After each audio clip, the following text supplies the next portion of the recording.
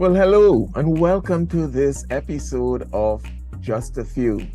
My name is Patrick Antoine. I'm glad that once again I have the opportunity to address you on this platform, a platform which allows me the opportunity to provide biblical responses to questions from people just like you. And if you have a question, I give you the opportunity via email. The email address is on the screen, and that email address is the preferred destination to send in your questions so that I can get it and get around to providing you a response if I can to your question. So please send it to that email address. Today's question is I would think a very simple one. It's an observation based on reading through one of the Old Testament books. It's the book of Esther. So the question is, why is there no mention of God in Esther, or the book of Esther?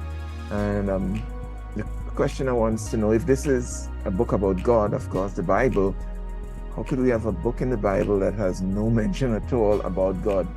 And the reason for that is the book of Esther provides us with an understanding. It's an amazing book. Yes, the Jews for a long time questioned why is it even included in what we know as the Old Testament.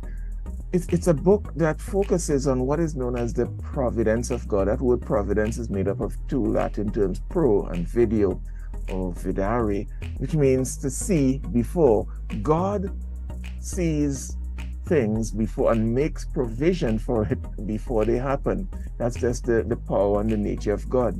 And there's, yes, no mention. You will not see God. In fact, you wouldn't see a clear mention of prayer in the book of Esther, although they talk about fasting, and we assume that means the people were praying, but it's not explicit. And picture a great play or drama unfolding, and you have someone on the sidelines directing this play, and you have all of the actors out there on stage.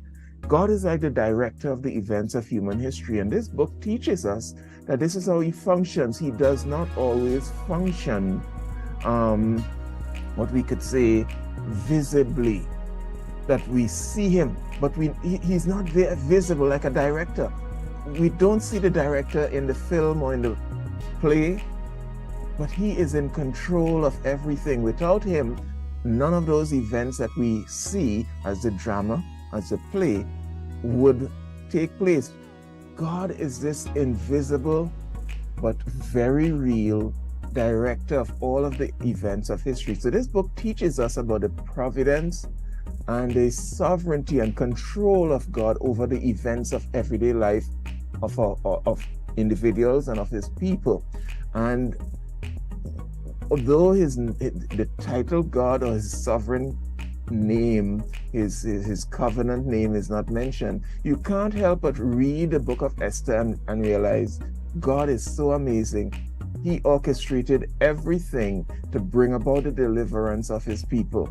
So that is what is being taught here, that though his name is not mentioned, and though his people don't call upon his name in prayer, he is present. And that brings us comfort to know that even in our dark times when we don't seem to see if God is there, to know that he is there and he is guiding and directing all of the affairs of history to bring about his predetermined plan.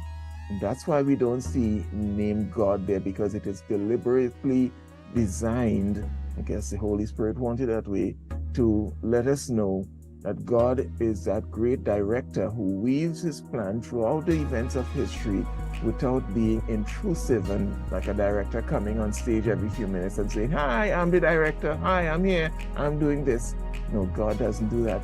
He stays on the sideline if he so chooses, and sometimes he shows up in the miracles that's so clear that we know he did it. He is the one. He did all those things that you'll see in the book of Esther. My name is Patrick Antoine. Thank you for the question. I hope my answer helped in some way and didn't leave you still wondering why his name is not there. He is there. So until the next time, grace and peace be multiplied to you.